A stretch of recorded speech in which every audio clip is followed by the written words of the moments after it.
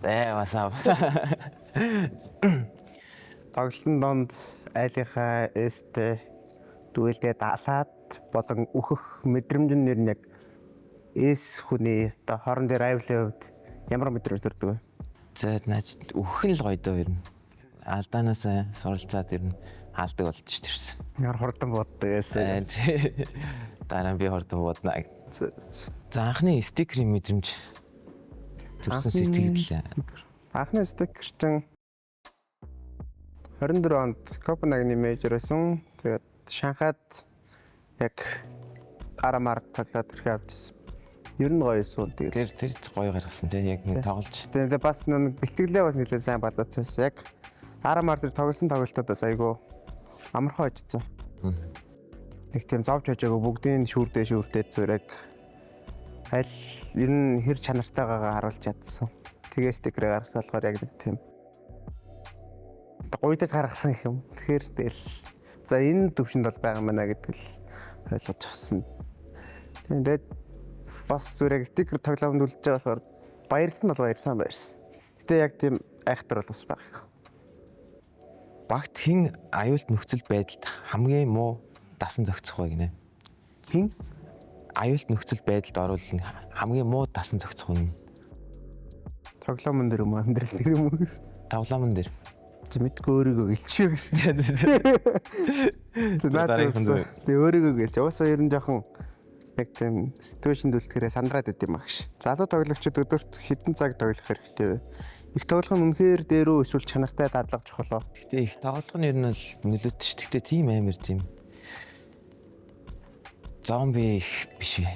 Ер нь бол чанартай тоглох хэрэгтэй л дээ. Тэгээ ер нь бол чанартай. Чанаргүй зүгээр их тоглоод байвал ямар ч хэрэггүй л дээ. Зөвхөн буудаа алдаг байгаад чанаргүй тэгэл зүгээр байлтгаас өөр мэдэхгүй болчихвол яга зүгээр их тоглоод байвал тэгэл цаанаасаа ингээд юм суугаад ахч бас байх магадaltaй.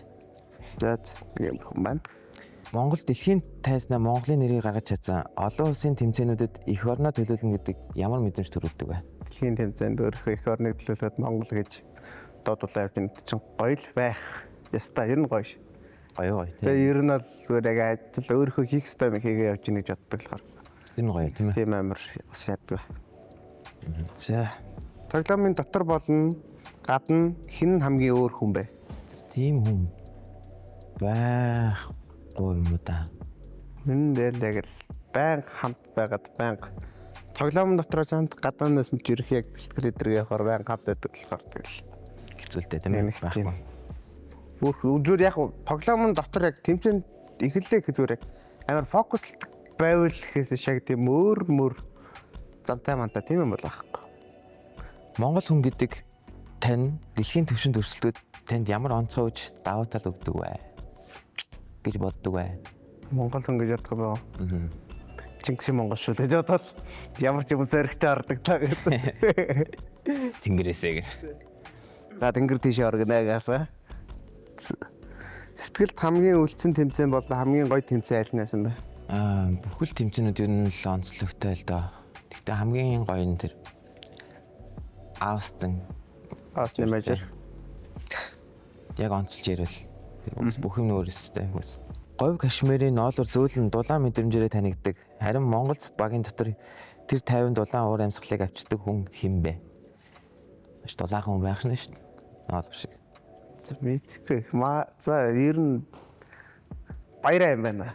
Яат бас марах 3-4-өөр орж ирнэ юм байна. Баяраа ер нь яг тийм. Яг л мэд байна. Бүгд нэг л. Марах тэгээд бас яг залуу хүмүүстэй ажилдаг мөртлөө амар дундаа орцуулахаас ер нь дулаал л та. Яг дундаа орцсон хийх юм ингээд хэлгээ явдаг болохоор марах бас. Дэлхийд Монгол улсыг говь Кашмир ноолуураар Монголц e-спортоор таниулж байна. Монголцын хувьд дэлхийд хүрэх гол мессеж юу? Гол мессеж гэх юм зүгээр яг Монгол хүн ямар тийм потенциалтай тийм тарихтай хүмүүс байл гэж тийм. Цөөхөлөө мөртлөө ер нь бол powerful байна. Brain тиймэрхүү 5 жилийн өмнөх өөртөө хандаж нэг зүйл хэлэх боломж олдвол юу гэж хэлэх байсан бэ? Эрүүл мэндийн хослол аяарал тий. Дасгал хөдөлгөөний хэрэгч.